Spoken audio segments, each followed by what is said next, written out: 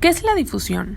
La difusión es el proceso mediante el cual las moléculas se mueven desde una zona de alta concentración hasta una zona de baja concentración, logrando alcanzar un punto de equilibrio. ¿Cuáles son los procesos de difusión simple en la membrana plasmática? El movimiento de sustancias a través de las membranas se realiza en respuesta a la gradiente de concentración y se puede dar mediante dos mecanismos, transporte pasivo y activo, ambos transportes de moléculas pequeñas.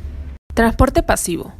El transporte pasivo se puede definir como el paso de moléculas desde una zona de mayor concentración a una de menor concentración, realizando un movimiento a favor de la gradiente de concentración, lo que implica que no se produzca un gasto de energía.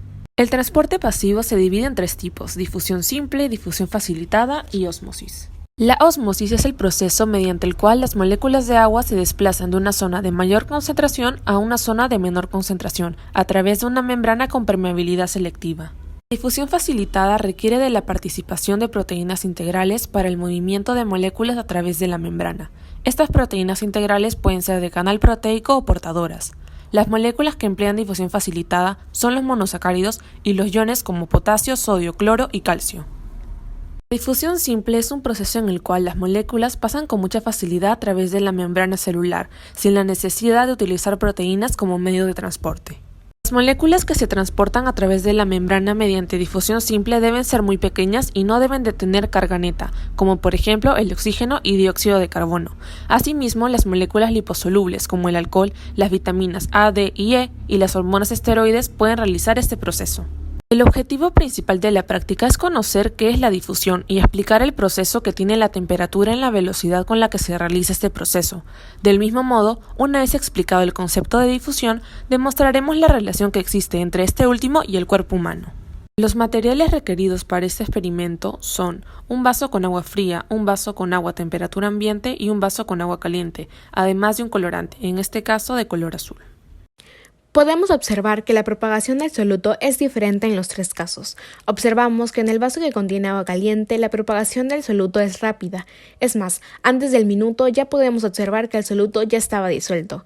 En cambio, en los dos casos siguientes vemos algo distinto. En el agua a temperatura ambiente, la propagación no es tan rápida como lo vimos anteriormente, y ese soluto demora más en estar disuelto. Asimismo, con el agua fría observamos que el tiempo de propagación es mucho más largo a comparación con el agua caliente y el de temperatura ambiente. ¿A qué se debe esto? Según el Manual para Profesor de Ciencias, en la página 205 nos explica que esto se debe al movimiento aleatorio que presentan las moléculas del agua, al cual le podemos denominar difusión. De acuerdo a la teoría cinética, este movimiento aleatorio aumenta con la temperatura. Asimismo, nos podemos dar cuenta tomando como ejemplo los estados de la materia. Para tener una mayor precisión, tomaremos como ejemplo al agua.